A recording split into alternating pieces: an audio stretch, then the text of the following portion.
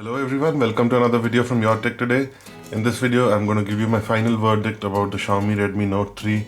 I've been using this for almost 2 months as my primary driver and a secondary driver now because I got the S7 Edge now to use as my primary phone, and before I had the Galaxy Note 4. So I used this phone as my primary driver for 1 month and I was seriously impressed. So let's start with the video. First of all, we'll go over the build quality. It comes in this metal finish and has a fingerprint sensor on the back. It is very sturdy, does not bend, does not creak. The clicky buttons are nice. There is no issues over there. You can see it's a 2-month-old device. And what you see here is a screen guard, and I tested it out and I have a video on it. This one is not good. I found a better one, which I put on the 32GB variant, which I also had but I do not have right now. So it's the 16GB one. So the 16GB variant with the 2GB RAM was my daily driver. You have another variant which is 3GB and 32GB inbuilt. Well, why I chose the 2GB variant? Because first of all, it was cheaper. Secondly, I do not use my phone that heavily, and somebody else needed the 32GB version more than me, and I got it and I gave it to them after my initial testing. So I'm gonna include those points also from the 32GB side in my video. So front is also nice. The screen is very nice. It is very good in sunlight. You can really view it. The battery life is really nice. It has a 4000 mAh battery. It takes a bit of time to charge, which you can see in my charging video, but charging time video. But once it's charged, it really lasts. So in my use, heavy usage also. I mean, my use is not really heavy. A bit of calls, WhatsApp, social networking, and YouTube obviously, and probably a few pictures and videos a day, and it would last easily 1.5 days. I do not do any gaming, so all of you gamers out there, it does perform well in gaming also in the battery life department, and it games also really well. You can check out the gaming video also. I'll try to link all those videos in the eye up there. Next we will go into the camera. The camera is really good. You can watch my camera review. Camera is acceptable and above average, I would say. Low light it does lack, but in good sunlight and good light it gives good results, and you will be happy with this phone in the camera department because you are not paying that much and you are getting a good camera. The hardware also, which Xiaomi has provided, is very good in the camera department. So third thing is call quality. Call quality and signal reception is fantastic on this phone, and I have had no issues. See, in this room also I never get a 4G signal, but right now we are catching 4G over here and it's almost gone. But this is what the performance is of network in this room, and it is doing its job. And I have traveled on roaming with this phone in 1 month, and it was doing a fantastic job in catching the reception, and the call quality from the earpiece also is very good, and the other person also can hear you very well. You can use 2 SIM cards. The first SIM card can go up to 4G, second will stay at 2G. The ringing volume also is sufficient, and the vibration, yes, if you put a case and put it in your jeans pocket, you might sometimes miss the vibration and miss the call. But the thing is, when you're typing, the vibration haptic feedback is very nice on this. It's a little different from what you feel on other phones. It's like a really subtle vibration, so I really like that. That's one of the differences I felt. So I'm going to include some of the questions also that people had on the viewers on the previous videos, that should I go for the 2GB or 3GB. I made a dedicated video about that, but again I will clear it up. 2GB is sufficient for you if you're not a heavy user. The RAM management, as a lot of people are saying, is bad, but it's not really bad. And for that I will tell you one thing before we go further into the video. You need to go to about the phone and click on MIUI version multiple times. You will get the developer options. Then you go to additional settings and you need to go down into developer options. Once you go into developer options, keep going down and you go into memory optimization. So by default it will be in the middle. So when it is in the middle, it will kill some of the apps which are in the background, and you will have to restart it. But if you put it to off, I have seen a huge difference in the phone not killing the apps, and you can see a lot of things running, and we still have 595 MB of RAM free out of the 2GB. So we have YouTube running, gallery. I know there are not many apps running, but still The memory optimization, when you switch it off, it stops killing the app and stops being aggressive about it. So that is one thing you can try out if you have this phone. The 3GB variant obviously is better if you can afford it, and if you can first of all get it in the flash sale, then definitely go for the 3GB, as I've told before also. But in battery life and in day-to-day usage with normal things, you really don't need to go for the 3GB or the 32GB variant. But the main USP of that variant is that it has 32GB of inbuilt storage, which can be very helpful for people who want to install more games and apps. So that is one shortcoming of the 16GB that I really felt, because I'm already down to 1GB of storage without any game installed. Gaming wise, it is a very good device. You can play pretty much any game at higher setting and it handles it. Does not heat up that much, especially if you use a case, you will not feel the heat. It is a metal body device, so you will feel any heat from the processor, or while charging also it does heat up a little bit. Nothing abnormal. Don't get scared if it is heating up or you're feeling the heat, because that is normal. If it is really abnormal and you can't even touch your device, then definitely take it to the service center or contact Amazon or me.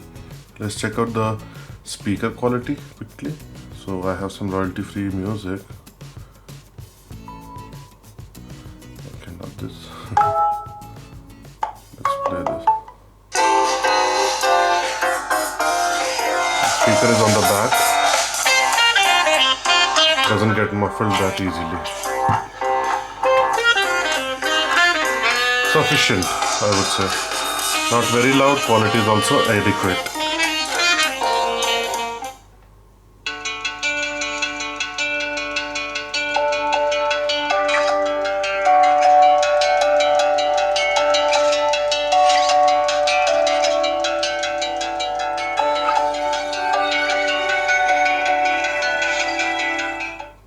So this is good.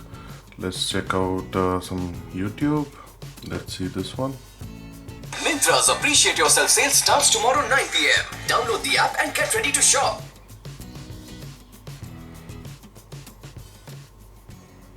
Get a micro USB cable, the standard looking Samsung cable. You can play it at 1080p at 60 frames per second. Kind of connector. The brightness is at maximum right now. The data from the old phone to the new one. And this is the quick charger from Samsung. Let's take a look. So YouTube also plays well. Now quickly we will check 4K playback capability. So I have two 4K files. This one is 17 megabits per second, and this is I think 125 megabits per second. So let's try to play this first.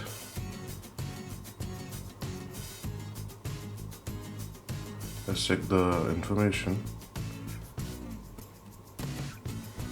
So you can see 125 megabits per second. That is seriously very difficult for this phone to play because the bitrate is just too high, but I just put it in there, to check, and this phone is playing it. You can see. It's a time-lapse video. There are no hiccups. Yes, there is no sound because of the DTS encoding.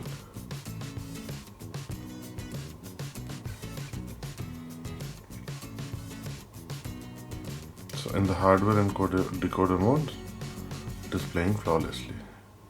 125 megabits file, 4K in 10,000 rupees. Awesome. Let's play the second one. This is 17 megabits per second. You can see here. Yep.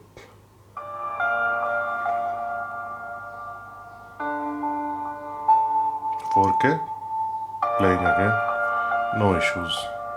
You can see through it. Amazing, right? Sound also is good. So this pretty much covers everything about the phone, which is the good part.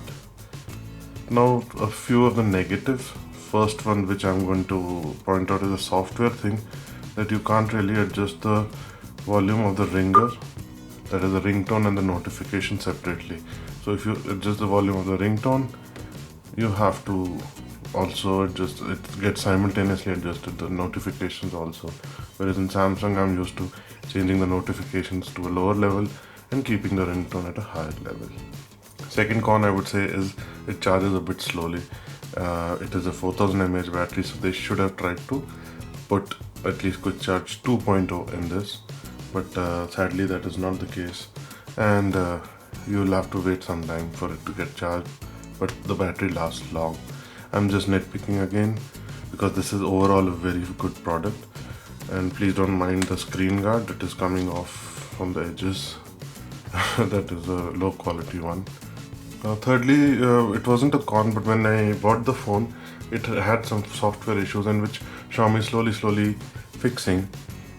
So like you could not lock the apps with your fingerprint before, but now when you go into settings and you go into settings, and then you go into lock screen and password and fingerprint.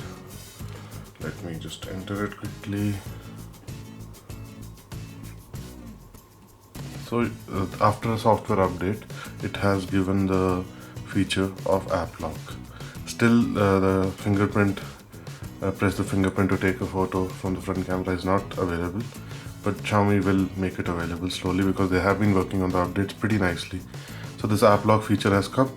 Once you switch it on, so after that you have to go to the security settings and press this button over here. And first time when you do it, you have to create a pattern over here. So I have created this. So here you can see a list of apps which you can lock. So I want to lock YouTube.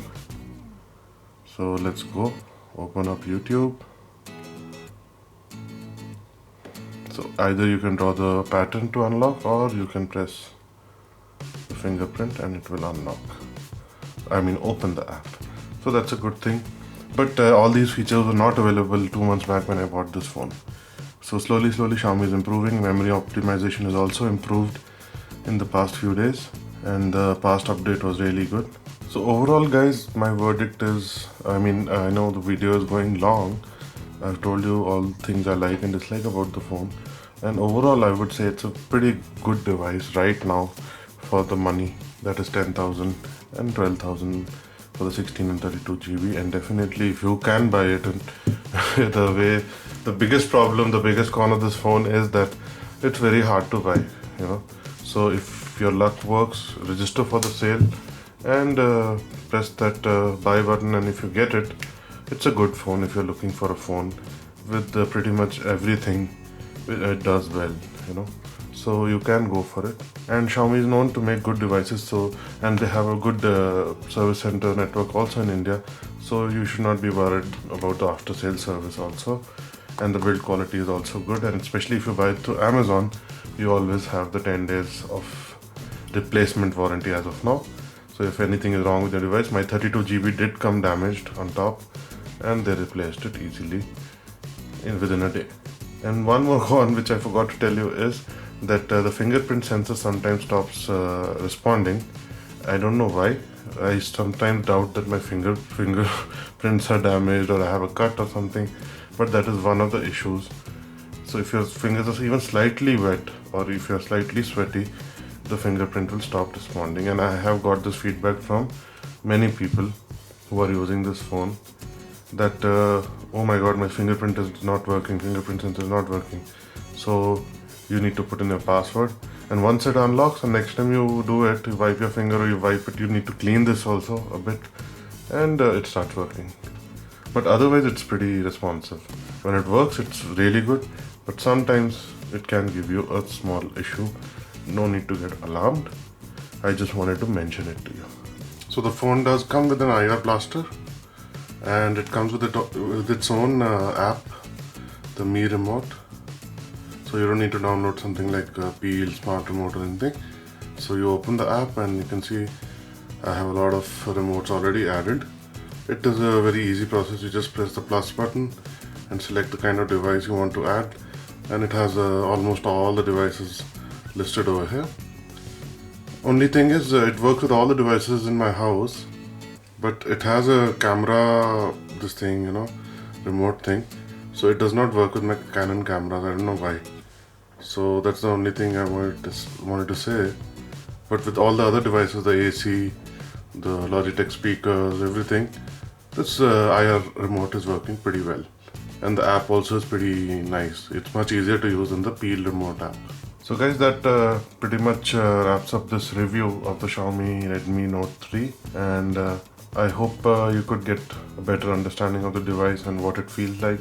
I gave this review after a long time because I really wanted to use this phone and as my personal phone and use it for at least a month and a half to give you a true review that what happens, because in a week sometimes you cannot really find out how the phone is. So thanks for watching this video guys. If you have any questions, leave it in the comment section below. I'll try to answer it as soon as possible. If you're not subscribed, hit the subscribe button, and if you like the video, hit the like button also. And I will see you in the next one. Take care. Bye bye.